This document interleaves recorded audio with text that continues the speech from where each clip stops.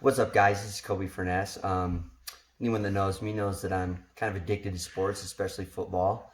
So I've decided to do this thing, kind of like a podcast thing, where I just make my own videos, talk about sports issues that I think are relevant, and yeah, we'll just see how it goes. I'd love to hear your guys' comments, any topics that you guys would like me to talk about, or if you'd like to come on the show, I'd love to hear from you guys. So today, what I've decided to do is give out my NFL predictions for this upcoming season. So um, I know we got COVID surrounding us, and honestly, I don't want to talk about that. We're gonna just pretend that COVID doesn't exist. We're just gonna be optimistic and pretend that we are gonna have an NFL season, because if not, we're all gonna go into depression. So here we go.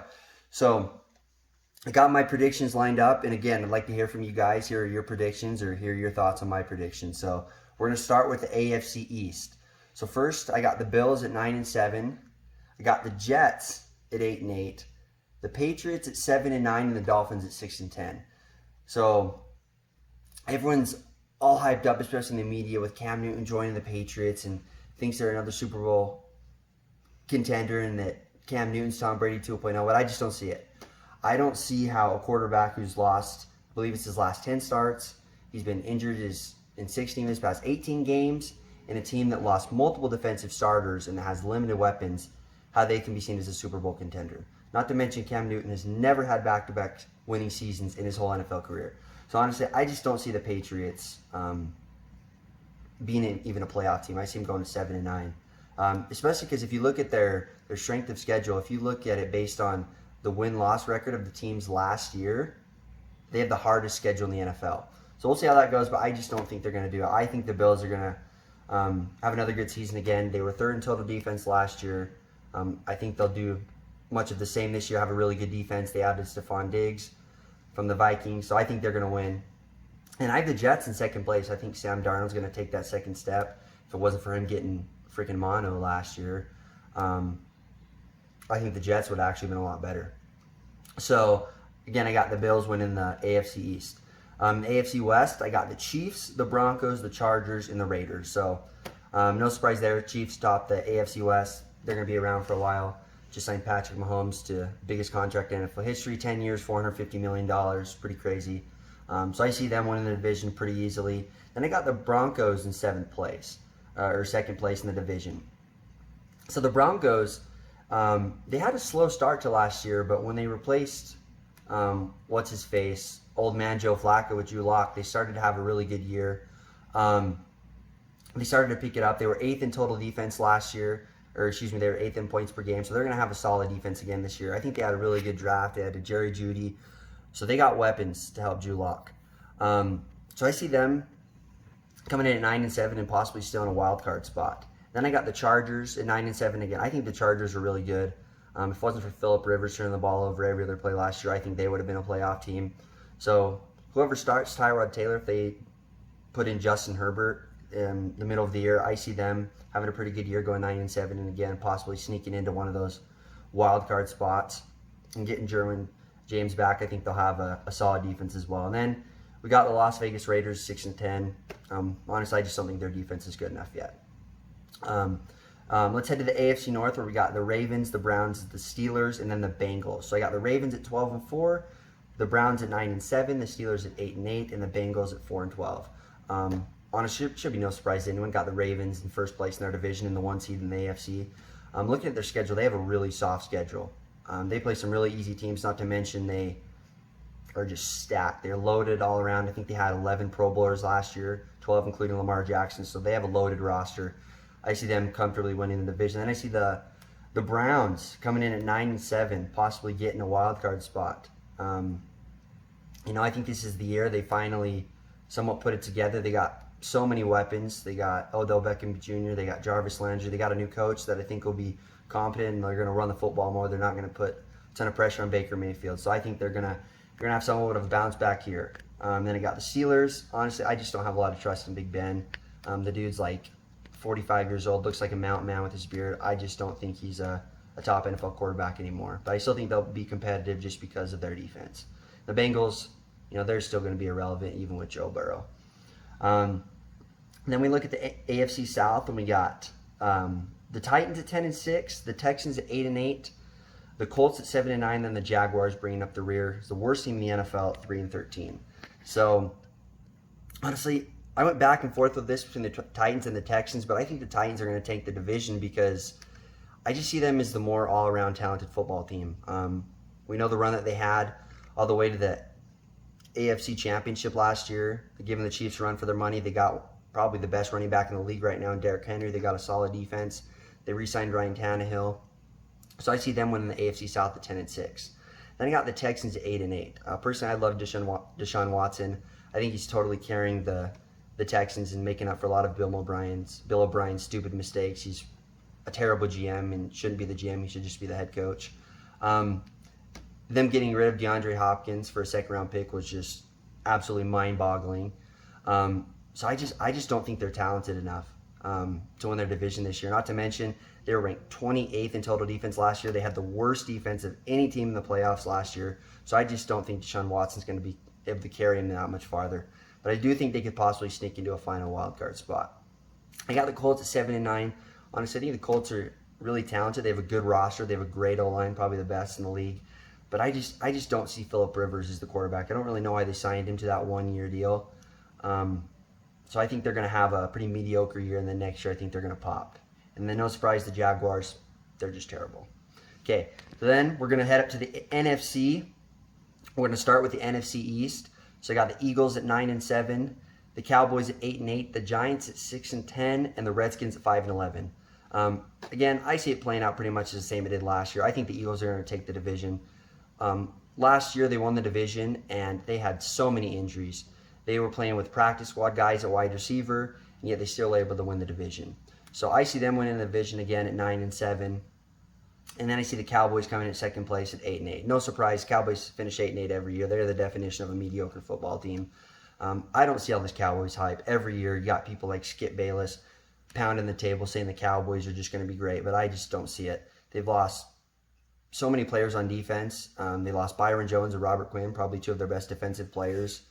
They lost Travis Frederick, so I don't think their O-line is going to be as good. And I just don't think Dak's going to be able to carry the team. And I don't think CeeDee Lamb is the second coming of Randy Moss until we see it. So, again, I got them going 8-8 until we see something different. Then the Giants, I think they're going to be a little bit better, but I still don't think they have enough talent around Daniel Jones. And then the Redskins coming up the rear at 5-11. So then we go to the NFC West. I got the beloved Seahawks at 11-5, led by Russell Wilson. Honestly, Russell Wilson, I think he's the best quarterback in the NFL. Arguably with Patrick Mahomes. And honestly, I don't think it's even close after those two. Honestly, I think the Niners are overall a little more talented than the Seahawks, but I just think Russell Wilson makes all the difference. So I got the Seahawks coming in 11-5, the Niners at 10-6. This might surprise some people, but I see him having a little bit of a Super Bowl hangover. They've lost Emmanuel Sanders, and honestly, I think Jimmy G is really not that great of a quarterback. He was tied for fourth most interceptions in the NFL last year with 16, and I don't see that changing. So until I see some more improvement from him, I got them coming in at 10-6. I do think they'll be a playoff team though. And then I got the Cardinals at 7-9. Adding DeAndre Hopkins, I think that's really going to help Kyler Murray, and I think you're going to start to see them pop. But I'm still not sure about their defense. Not sure that they have enough. I think they're still in rebuilding mode. And then I got the Rams at 6-10. Honestly, I think they're on the downswing. Their offensive line's getting old. They signed Jared Goff to that huge contract, I think is kind of hurting their team. They got Todd Gurley, who they had to trade, who's got dead money on their cap now. I think they're going to have a setback here, especially when they traded Brandon Cooks. So in the NFC North, I got the Vikings at 10-6, the Bears at 9-7, the Packers at 8-8, and the Lions at 5-11. So I think it might surprise some people that I got the Packers at 8-8 in third place and might not make the playoffs. Honestly, I think they had a fluky season last year at 13-3. Obviously, we know they had a very questionable draft, drafting Jordan Love. Honestly, I don't like Aaron Rodgers, so I think it was kind of funny. I think he's really pissed off right now, but I just don't know what they're trying to do. They made the NFC Championship last year. I think they could have made some improvements to their wide receiving core, but they decided to draft another running back. They decided to draft a quarterback for the future. So I think they're going to take a step back. And I think the Bears finished 8-8 last year with Mitch Trubisky, who was average at best. They signed Robert Quinn from the Cowboys. I think they're going to have a really good year. We'll see if Nick Foles starts for them. Their defense has been phenomenal the past few years, and I think that'll continue. And I got the Vikings, who I think are just an all-around really talented team winning that division. We know the Lions are just functional always, so they'll bring up the rear like usual. And then we got the NFC South. We got the Saints, the Bucks, the Falcons, and the Panthers. So I think the Saints are going to take it again at 10-6. I got the Bucks at 9-7, the Falcons at 7-9, the Panthers at 6-10. I think the Saints made a good addition signing Emmanuel Sanders. I still think Drew Brees has probably got 1 year left in him. We'll see if he retires after this year. I know everyone's hyped about Brady and the Bucks, but I just got to wait to see it. I think they'll have a solid year, but I don't know if a 43-year-old Tom Brady is going to be able to push the ball down the field like Bruce Arians wants him to do. So we'll see how that goes. I think the Falcons will be improved this year, and again, got the Panthers in last place. So that's how I see the NFL stacking up this year. I think it'll be an interesting year. Hopefully we get fans in the seats and we have a good year. So the last thing I want to talk about for this video is something that's just bugged me forever. Every time I listen to ESPN, First Take, FS1, all these shows, it just frustrates me when they're talking about the best quarterback in the NFL, because they're always talking about Patrick Mahomes, and I understand he's great. I wouldn't dispute that. Lamar Jackson.